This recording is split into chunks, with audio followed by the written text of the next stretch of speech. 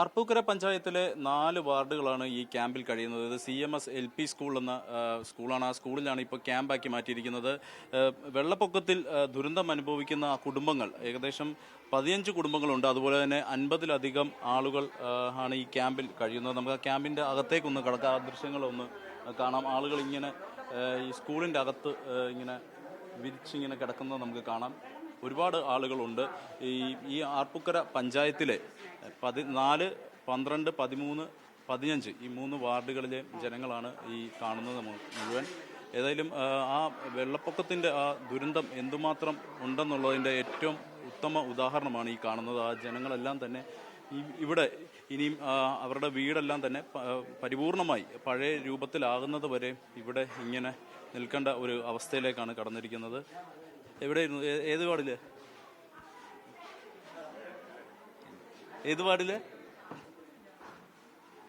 ഇവര്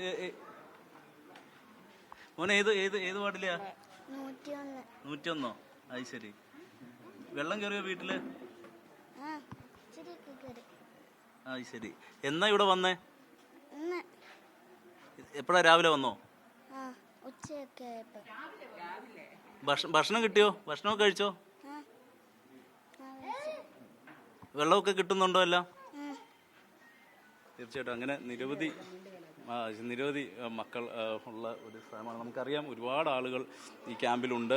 നിരവധി കുട്ടികളും ഉണ്ട്, പ്രായമായവരുണ്ട്, അസുഖബാധിതരായിട്ടുണ്ട്. എല്ലാവർക്കും അഭയമായി മാറിയിരിക്കുകയാണ് ഈ CMS LP സ്കൂളിലെ ഈ ക്യാമ്പ്. നമുക്ക് ഏതായാലും വൈസ് പ്രസിഡന്റ് ഉണ്ട്, നമുക്ക് വൈസ് പ്രസിഡന്റിനോട് ചോദിക്കാം.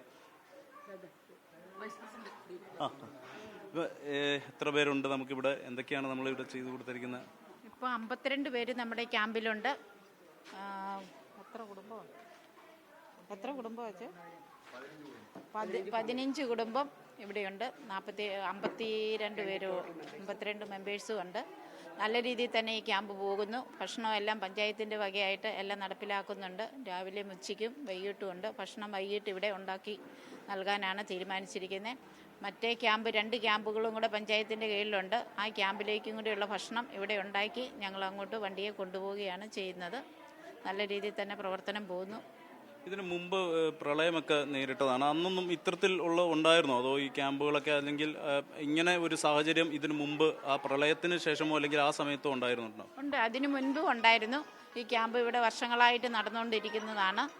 എല്ലാ പ്രാവശ്യം തന്നെ വെള്ളം കയറുന്ന പ്രദേശമാണ് ഈ കുമരകുന്നിൻ്റെ താഴെയുള്ള പ്രദേശങ്ങൾ. അവിടെ എല്ലാ വർഷവും അത് കാരണം സ്കൂളിൽ ക്യാമ്പ് നടത്താറുണ്ട്. തീർച്ചയായിട്ടും. പിന്നെ നമ്മൾ എടുത്തു പറയേണ്ടത് പ്രായമായ ആളുകളുണ്ടാവും, അസുഖമുള്ള ആളുകളുണ്ടാവും, കുട്ടികളുണ്ട്. അപ്പം ഇവർക്കൊക്കെ വേണ്ട മുൻകരുതലുകളും കാര്യങ്ങളെല്ലാം തന്നെ എടുക്കുന്നുണ്ടോ? പിന്നെ മരുന്നുകളുടെയൊക്കെ ഒരു ആവശ്യമുണ്ട്, അതെല്ലാം ലഭ്യമാണോ? അതെ, ഹെൽത്തുകാരുടെ ഇതിലെ മെഡിക്കൽ ക്യാമ്പ് പോലെ നമ്മൾ മരുന്നുകളെല്ലാം ആവശ്യത്തിന് ഇവിടെ നൽകുന്നുണ്ട്. അവരുടെ സേവനവും എപ്പോഴും ഉണ്ട്. ടീച്ചേഴ്സുമാരും ആണെങ്കിലും സ്കൂളിൻ്റെ ടീച്ചേഴ്സുമാരും എല്ലാം ഇവിടെ നമ്മളോട് സഹകരിച്ചാണ് പ്രവർത്തിച്ചുകൊണ്ടിരിക്കുന്നത്. അത് യാതൊരു കുഴപ്പമില്ല. ഇപ്രാവശ്യം കൂടുതൽ കുട്ടികളുണ്ട്. എല്ലാ പ്രാവശ്യം മരുന്നേൽ കൂടുതൽ കുട്ടികൾ തന്നെ നമ്മുടെ ഈ സ്കൂളിലെ ക്യാമ്പിലുണ്ട്. മുതിർന്നവരും പ്രായമായവരും ഉണ്ട്. അവരെയെല്ലാം ഒരുപോലെ നമ്മൾ നോക്കിക്കാണ്ട് പ്രവർത്തിച്ചുകൊണ്ടിരിക്കുന്നത്.